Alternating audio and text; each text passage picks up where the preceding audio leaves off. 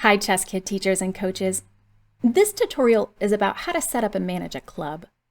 On Chess Kid, clubs are not public social groups. Clubs are a way that you can decide to group your students together in order to see a club report card, use a club leaderboard, or send a message to one particular class or club. You'll also need a club if you'd like to set up a fast chess tournament. To create a club, click the Clubs link from the left main menu. Then click Create a Club on the right-hand side. You'll need to give your new club a name, and you'll be required to give it a brief description as well. Once you've created your club, you'll need to add the appropriate students to it. From the Clubs tab, click into the club which you'd like to adjust. Then, click the Members button on the right-hand side. Find the orange Manage button at the top of the screen. You'll find 3 tabs at the top.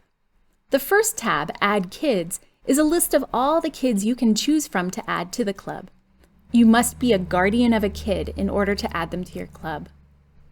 The next tab, Club Kids, is a list of all the kids who are already in your club, and you can choose to remove them or transfer them to another club from here.